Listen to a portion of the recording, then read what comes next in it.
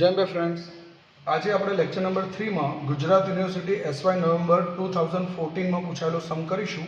ધ્યાનથી શીખવા વિનંતી. આની આગળના સમમાં પ્રોફિટ જે હતો એ બિફોર ટેક્સ હતો, અહીંયા પ્રોફિટ કેવો છે? આફ્ટર ટેક્સ છે. બરાબર, તો ધ્યાનથી શીખશો. ચલો, એઝ યુઝ્યુઅલ અહીંયા જોઈ લઈશું કઈ પદ્ધતિ યુઝ કરવાની છે. તો from the above information calculate company's goodwill on the basis of 2 years purchase of super profit. Super પ્રોફિટવાળી મેથડ છે. તો 5 સ્ટેપ આપણે એપ્લાય કરીશું.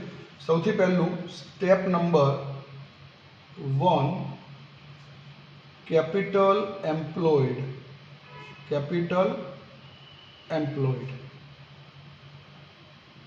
તો બહુ શાંતિ જવાનું છે. સૌથી પહેલા અસેટ્સ, રાઈટ? તો અસેટ્સ સાઈડ આપણે જોઈશું શાંતિથી. તો જો અસેટ્સ અરે હવે સૌથી પહેલા ટેન્જિબલ અસેટ્સ 25,60,000. તો જોઈ લેવાનું કે માર્કેટ વેલ્યુ આપી છે તો માર્કેટ વેલ્યુ લેવાની, ન આપી હોય તો બુક વેલ્યુ. ઓકે, તો ચાલો અહીંયા ચેક કરી લઈશું. તો નીચે કહ્યું છે the current market value of fix assets is ₹32 lakh આપેલી છે. બરાબર છે? તો જે ટેન્જિબલ અસેટ્સ છે એની માર્કેટ વેલ્યુ છે 32 લાખ, તો એ લેવાશે. તો ટેન્જિબલ અસેટ્સ અને એની માર્કેટ વેલ્યુ છે 32 લાખ. જો માર્કેટ વેલ્યુ ના આપી હોત તો એની બુક વેલ્યુ લેતા આપણે. બરાબર છે? પણ અહીંયા માર્કેટ વેલ્યુ આપેલી છે. ઇનટેન્જિબલ અસેટ્સ એમાં ગુડવિલ છે, લેવાય નહીં. બરાબર, આપણે ગુડવિલ તો ફાઇન કરવાની છે, લેવાશે નહીં. આગળ જઈએ, નોન કરંટ ઇન્વેસ્ટમેન્ટ ટોટલ છે 2,88,000. હવે જો મિત્રો નીચે એડિશનલ ઇન્ફોર્મેશનમાં ફર્સ્ટ પોઈન્ટમાં કહ્યું છે investments include 10% government securities of ₹2,16,000 which were purchased at 10% discount. Remaining are trade investment છે. તો બહુ શાંતિથી આપણે વર્કિંગ કરીશું અહીંયા પહેલાં. તો જુઓ, એકદમ ધીમે ધીમે જઈશું. તો અહીંયા પહેલાં તમને ઇન્વેસ્ટમેન્ટ આપ્યા છે, ટોટલ ઇન્વેસ્ટમેન્ટ છે તમારા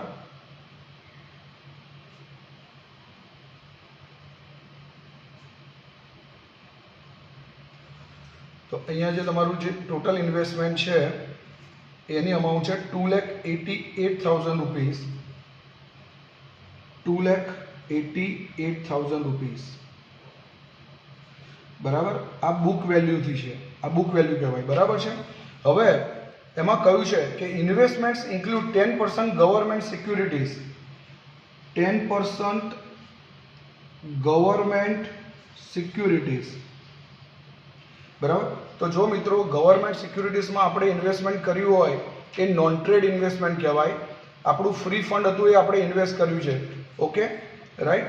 તો જો 10% ગવર્મેન્ટ સિક્યુરિટીઝ છે એની અમાઉન્ટ છે ₹2,16,000. આ એની બુક વેલ્યુ આપી છે. અને જે રિમેનિંગ ઇન્વેસ્ટમેન્ટ છે એ બધા ટ્રેડિંગ ઇન્વેસ્ટમેન્ટ છે, એટલે કે ટ્રેડ ઇન્વેસ્ટમેન્ટ છે. તો અહીંયા ટ્રેડ ઇન્વેસ્ટમેન્ટ્સ રિમેનિંગ.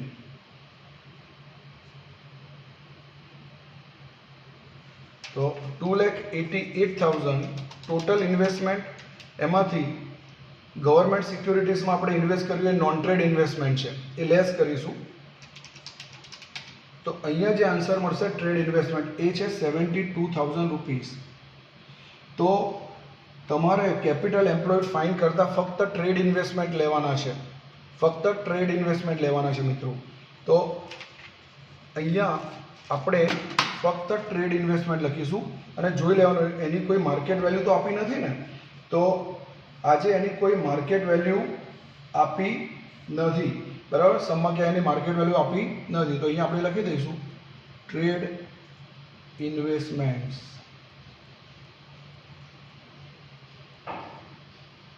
અને એની અમાઉન્ટ છે 72,000. માર્કેટ વેલ્યુ આપ્યું તો માર્કેટ વેલ્યુ લખાય, ન આપી હોય તો બુક વેલ્યુ. તો જે ટ્રેડ ઇન્વેસ્ટમેન્ટ છે એની બુક વેલ્યુ છે ₹72,000. હવે આ જ પોઈન્ટમાં તમને એક એડિશનલ પોઈન્ટ એવો આપ્યો છે કે જે ગવર્મેન્ટ સિક્યુરિટીઝ છે એ તમે 10% ડિસ્કાઉન્ટથી પરચેસ કરી છે. બરાબર, તો તમારે આ પોઈન્ટ બહુ અગત્યનો છે, ધ્યાનથી શીખવાનો છે. તો જુઓ, હવે હું અહીંયા વર્કિંગ કરું છું કે ભાઈ ફેસ વેલ્યુ તો જે ગવર્મેન્ટ સિક્યુરિટીઝમાં આપણે ઇન્વેસ્ટમેન્ટ કર્યું હતું એની ફેસ વેલ્યુને આપણે એઝ્યુમ કરી લઈએ 100. કેટલી? 100. તમને ડિસ્કાઉન્ટ કેટલું મળ્યું છે? 10%. તો 10% ડિસ્કાઉન્ટ એટલે 10 રૂપીસ. તો ગવર્મેન્ટ સિક્યુરિટીઝમાં તમે જે ઇન્વેસ્ટમેન્ટ કર્યું છે એની બુક વેલ્યુ છે 90 રૂપીસ. તમને 90 રૂપીસમાં તમે પરચેસ કર્યા છે. 100 રૂપીસ ફેસ વેલ્યુ છે, પણ એ ઇન્વેસ્ટમેન્ટ તમને પડ્યું છે કેટલામાં? 90 રૂપીસમાં. તો અહીંયા 90 રૂપીસ એ એની બુક વેલ્યુ છે. હવે તમને યાદ હોવું જોઈએ, મેં કહ્યું હતું કે ઇન્ટરેસ્ટ ગણવા માટે ફેસ વેલ્યુ પહેલાં કન્સિડર કરાય, અને એ ના હોય તો જ બુક વેલ્યુ. તો આપણે અહીંયા ફેસ વેલ્યુ ફાઇન્ડ કરી શકીશું. તો ચલો, આ જે ગવર્મેન્ટ સિક્યુરિટીઝમાં ઇન્વેસ્ટમેન્ટ કર્યું છે એની બુક વેલ્યુ કેટલી છે? તો 2,16,000 રૂપીસ. તો જો જ્યારે બુક વેલ્યુ 90 રૂપીસ છે ત્યારે ફેસ વેલ્યુ છે 100. તો જ્યારે બુક વેલ્યુ છે 2,16,000 રૂપીસ, તો એની ફેસ વેલ્યુ કેટલી? તો એ આન્સર મળશે 2,40,000 રૂપીસ. ક્રોસ મલ્ટિપ્લિકેશન કરીશું અને 90 વડે ડિવાઈડ કરીશું. 2,16,000 મલ્ટીપ્લાય બાય 100 ડિવાઇડેડ બાય 90, તો 2,40,000. અને એના 10% ડિસ્કાઉન્ટ કરો તો 24,000 રૂપીસ. તો જો મિત્રો, મને અહીંયા ફેસ વેલ્યુ મળી ગઈ છે, અને જ્યારે ઇન્ટરેસ્ટ ગણવાનું થશે નોન ટ્રેડ ઇન્વેસ્ટમેન્ટનું, ત્યારે મારે 2,40,000 રૂપીસ ઉપર કેલ્ક્યુલેટ કરવું પડશે. માટે આ પોઈન્ટ તમને અહીંયા આપેલો છે એને. ઓકે, ચલો, અત્યારે આની જરૂર નથી. હવે આપણે આગળની તરફ જઈએ. તો ધ્યાનથી ચલો. પછી ઇન્વેસ્ટમેન્ટનો પોઈન્ટ પતી ગયો છે. Other non current assets preliminary expense. તો પ્રિલિમિનરી એક્સપેન્સ એ ફિક્ટિટિયસ અસેટ છે, લેવાય નહીં. કરંટ અસેટ્સ, તો જો મિત્રો, કરંટ અસેટ્સમાં પોઈન્ટ આપ્યો છે. તો current assets include stock worth ₹2,76,000 which is overvalued by 15%. તો આ બી સારો પોઈન્ટ છે. તો ધ્યાનથી આપણે શાંતિથી કરીશું, કોઈ ઉતાવળ કરીશું નહીં. તો જો કરંટ અસેટ્સ,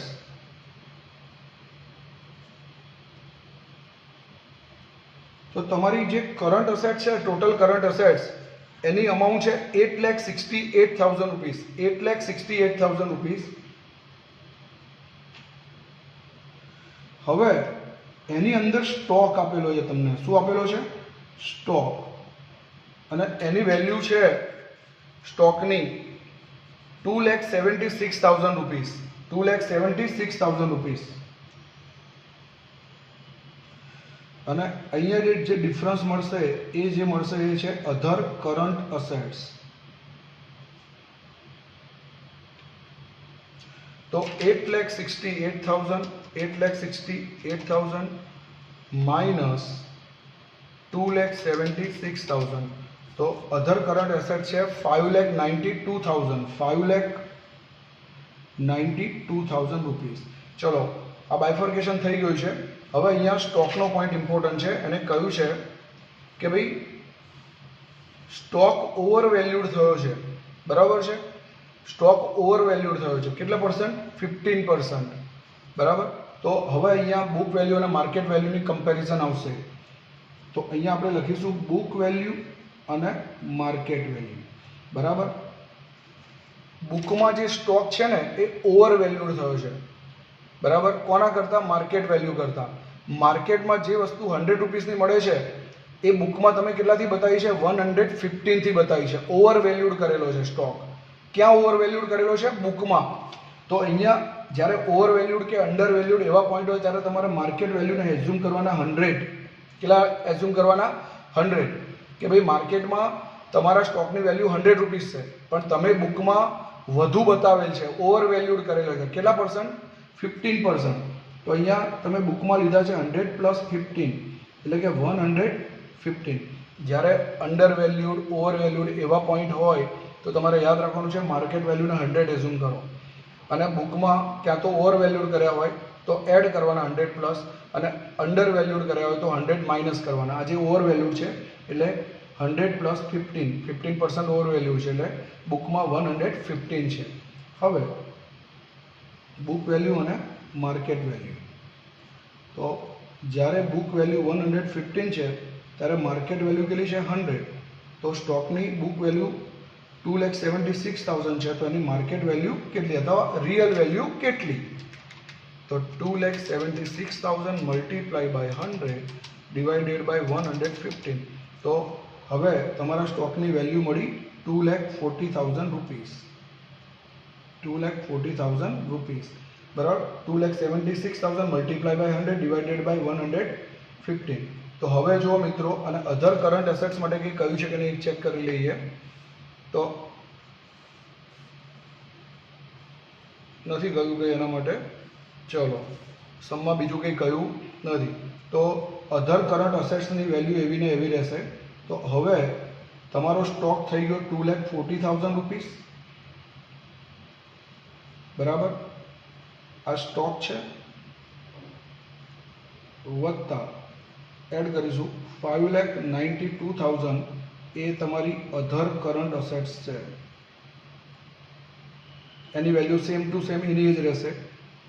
અધર કરંટ અસેટ્સ એમાં કોઈ ચેન્જીસ છે નહીં. સ્ટોકની વેલ્યુ ચેન્જ થઈ ગઈ. 2,76,000 હતા, એની જગ્યાએ હવે 2,40,000 રૂપીસ. પણ અધર કરંટ અસેટ્સમાં કંઈ કહ્યું નથી, તો એની વેલ્યુ કેટલી રહેશે? સેમ ટુ સેમ એ જ રહેશે. ચલો, તો હવે તમારી ટોટલ કરંટ એસેટ્સ થઈ જશે 2,40,000 પ્લસ 5,92,000. તો આન્સર મળશે 8,32,000. તો હવે આ જે આન્સર મળ્યો આપણે અહીંયા બતાવીશું અને અહીંયા લખીશું કરંટ અસેટ્સ.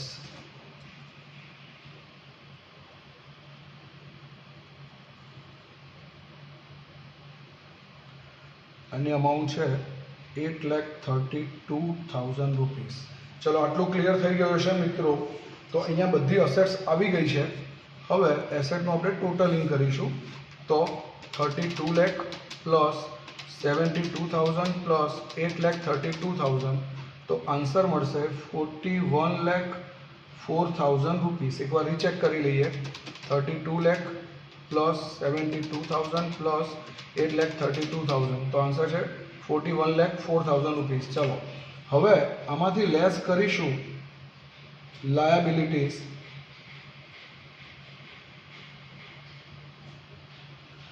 તો આમાંથી લેસ કરીશું આપણે લાયબિલિટીઝ. તો ચલો, લાયબિલિટીઝમાં જોઈશું હવે. તો જો બહુ શાંતિ જવાનું છે. ચલો, શેર કેપિટલ તો લેવાશે નહીં, રિઝર્વ્સ પણ લેવાશે નહીં. 12% ડિબેન્ચર, લોંગ ટર્મ બોરોવિંગ્સ, એમાં 12% ડિબેન્ચર. તો ડિબેન્ચર શું છે? લોંગ ટર્મ લાયબિલિટી છે, તો એ લેવાશે. તો 12% ડિબેન્ચર્સ અને એની અમાઉન્ટ છે 6 લાખ રૂપીસ. ચલો, પછી આગળ ટ્રેડ પેએબલ, એમાં છે ક્રેડિટર્સ. તો ક્રેડિટર્સ પણ શું છે? લાયબિલિટી. તો ક્રેડિટર્સ અને એની અમાઉન્ટ છે 2,64,000 રૂપીસ. 2,64,000 રૂપીસ. ચલો, હવે આ લાયબિલિટીઝ આપણે લેસ કરીશું એસેટમાંથી. તો માઇનસ 6 લાખ માઇનસ 2,64,000. તો આન્સર મળશે 32,40,000 રૂપીસ. હવે અહીંયાથી આપણે લેસ કરીશું પ્રેફરન્સ શેર કેપિટલ. તો જો મિત્રો, અહીંયા 10% પ્રેફરન્સ શેર કેપિટલ છે અને એની અમાઉન્ટ છે 7,20,000 રૂપીસ. તો લેસ 10% પ્રેફરન્સ શેર કેપિટલ અને એની અમાઉન્ટ છે 7,20,000 રૂપીસ. અને ફાઇનલી જે આન્સર મળ્યો એ મને મળશે કેપિટલ એમ્પ્લોયડ. તો લેસ 7,20,000. તો અહીંયા આન્સર છે 25,20,000 રૂપીસ. આ જે આન્સર છે મારી કેપિટલ એમ્પ્લોયડ છે.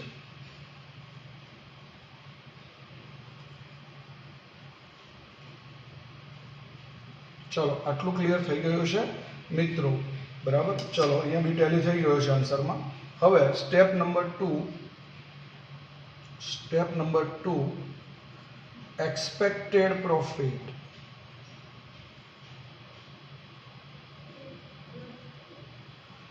Expected profit.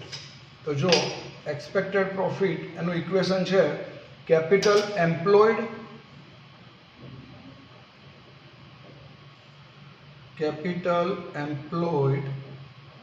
Multiply by ERR. હવે જો મિત્રો કેપિટલ એમ્પ્લોયડ છે 25,20,000 આગળ આપણે શોધી છે અને ERR એટલે કે એક્સપેક્ટેડ રેટ ઓફ રિટર્ન તો એ તમને રેડીમેડ આપેલો છે જો the expected rate of return is 10%. તો અહીંયા મલ્ટીપ્લાય બાય 10%. તો જુઓ આન્સર મળશે 2,52,000 રૂપીસ. આ તમારો એક્સપેક્ટેડ પ્રોફિટ મળી ગયો. ચલો આટલું ક્લિયર થઈ ગયું હશે મિત્રો. હવે આપણે આગળ જઈશું સ્ટેપ નંબર 3. ખૂબ જ ઇમ્પોર્ટન્ટ સ્ટેપ છે આવું, ધ્યાનથી કરવાનું. Step number 3 average profit.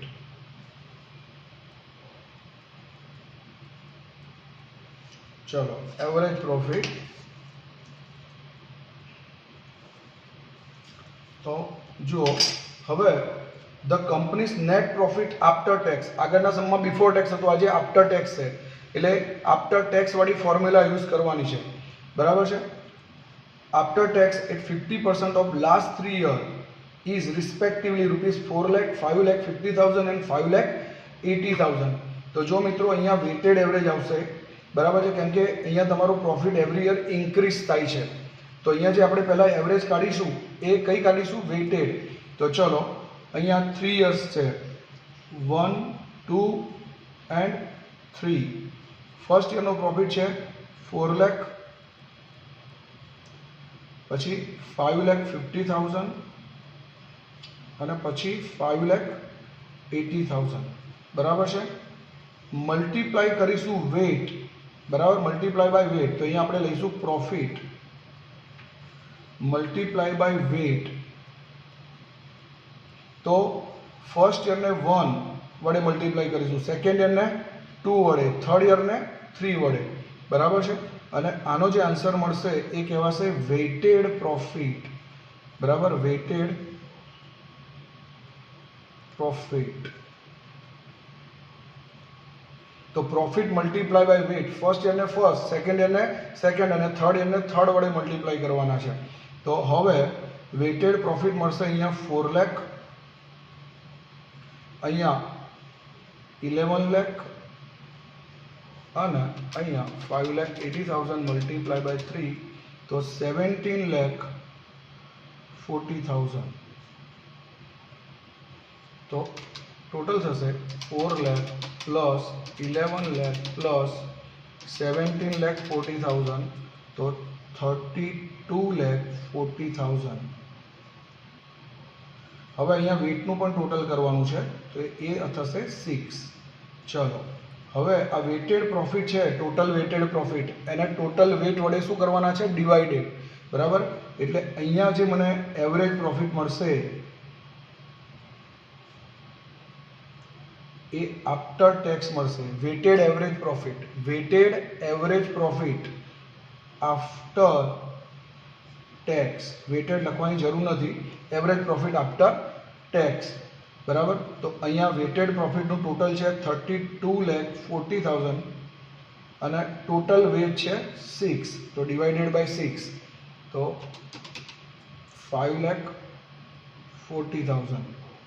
તો અહીંયા weighted average profit after tax મળશે 5,40,000 રૂપીસ. બરાબર, ચાલો આટલું ક્લિયર થઈ ગયું હશે. પ્રોફિટ મલ્ટીપ્લાય બાય વેટ એટલે વેટેડ પ્રોફિટ. અહીંયા ટોટલ વેટેડ પ્રોફિટને ટોટલ વેટ વડે ડિવાઈડ કરે એટલે આન્સર મળ્યો 5,40,000 અને અહીંયા જે પ્રોફિટ આપ્યો છે એ કેવો છે? આફ્ટર ટેક્સ એટલે એવરેજ પ્રોફિટ આફ્ટર ટેક્સ. તો આપણે હવે એ ફોર્મ્યુલા યુઝ કરવાની છે આફ્ટર ટેક્સ વાળી. તો બહુ ધ્યાનથી.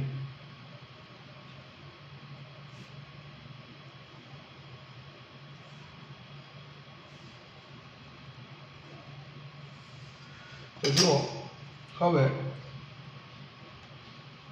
Average profit after tax. તો જો એવરેજ પ્રોફિટ આફ્ટર ટેક્સ છે તમારું 5,40,000 રૂપીસ. હવે એમાં સૌથી પહેલાં લેસ થશે interest on non trade investment. પણ અહીંયા જે ઇન્ટરેસ્ટ મળશે એ કેવું હશે? Before tax. તો આજે તમારે ઇન્ટરેસ્ટમાંથી ટેક્સ લેસ કરવાનો છે અને પછી જે અમાઉન્ટ મળે એ 5,40,000 માંથી લેસ કરવાની છે. તો જો અહીંયા interest on non trade investment, બરાબર, interest on non trade investment. તો જો મિત્રો આપણે નોન ટ્રેડ ઇન્વેસ્ટમેન્ટની અમાઉન્ટ ફાઇન્ડ કરી હતી. અહીંયા તમને ગવર્મેન્ટ સિક્યુરિટીઝમાં જે તમે ઇન્વેસ્ટમેન્ટ કરી છે નોન ટ્રેડ ઇન્વેસ્ટમેન્ટ છે, બરાબર, આ એની બુક વેલ્યુ હતી અને આપણે બુક વેલ્યુના બેઝ ઉપરથી આપણે ફેસ વેલ્યુ ફાઇન્ડ કરી હતી. અને મેં કહ્યું હતું તમને કે ઇન્ટરેસ્ટ ગણવા માટે હંમેશા ફેસ વેલ્યુ કન્સિડર કરવાની છે, બરાબર. ફેસ વેલ્યુ ન હોય તો જ બુક વેલ્યુ, અને never calculate interest on market value. આ યાદ રાખજો, માર્કેટ વેલ્યુ પર કદાપી ઇન્ટરેસ્ટ કેલ્ક્યુલેટ થાય નહીં. તો અહીંયા ફેસ વેલ્યુ કેટલી છે? 2,40,000. તો 2,40,000 અને રેટ ઓફ ઇન્ટરેસ્ટ હતો 10%. તો અહીંયા જે આન્સર મળશે એ છે 24,000. પણ આ જે અમાઉન્ટ મળી એ બિફોર ટેક્સ છે અને અહીંયા પ્રોફિટ કેવો છે તમારો? After tax. તો હવે તમારે આ ઇન્ટરેસ્ટમાંથી ટેક્સ લેસ કરવાનો છે, બરાબર. ઇન્ટરેસ્ટમાંથી આપણે ટેક્સ લેસ કરીશું અને ટેક્સનો રેટ કેટલા પર્સન્ટ છે બુકમાં આપેલો જ હશે, તો 50% છે. કેટલો છે? 50%. તો અહીંયા 24,000 જે ઇન્ટરેસ્ટ આવ્યું એ અને એના 50% ટેક્સ છે, તો એનો આન્સર મળશે 12,000. તો હવે જો તમારું ઇન્ટરેસ્ટ કેવું થઈ ગયું? After tax. પ્રોફિટ કેવો છે? After tax. અને ઇન્ટરેસ્ટ પણ કેવું થઈ ગયું? After tax. તો અહીંયા લેસ થશે 12,000. તો ફાઇનલી 5,40,000 માઇનસ 12,000. તો અહીંયા 5,28,000. હવે આ જે અમાઉન્ટ મળી એમાંથી લેસ થશે પ્રેફરન્સ શેર ડિવિડન્ડ, બરાબર. તો preference share dividend preference share capital ઉપર કેલ્ક્યુલેટ થાય.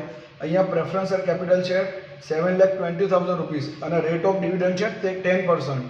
તો 7,20,000 મલ્ટીપ્લાય બાય 10% અને સીધું લેસ થશે 72,000, બરાબર.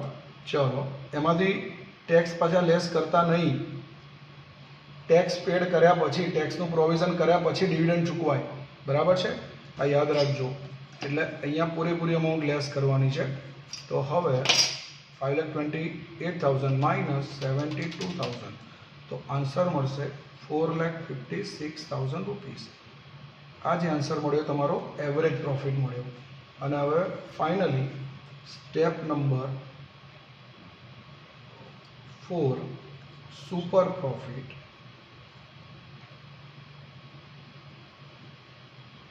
Super profit. તો સુપર પ્રોફિટનું ઇક્વેશન છે મિત્રો એવરેજ પ્રોફિટ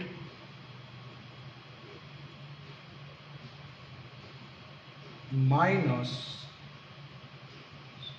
એક્સપેક્ટેડ પ્રોફિટ.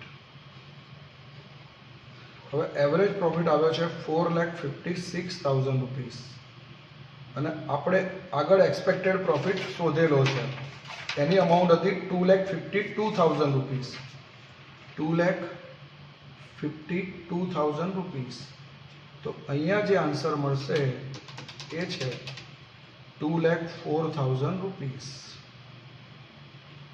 આ તમારો સુપર પ્રોફિટ આવ્યો, બરાબર. અને finally step number 5 goodwill.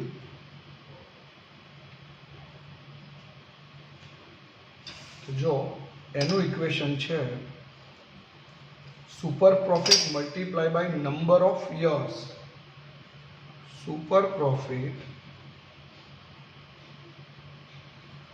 Multiply by number of years. તો સુપર પ્રોફિટ છે 2,04,000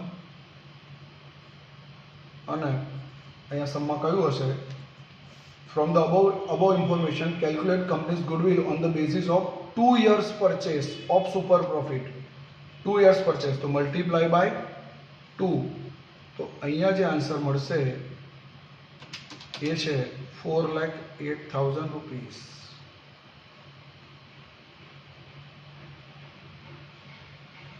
ફાઇનલી તમારી ગુડવિલ મળી ગઈ છે મિત્રો 4,08,000 રૂપીસ. આપણો આન્સર બી ટેલી થઈ ગયો છે.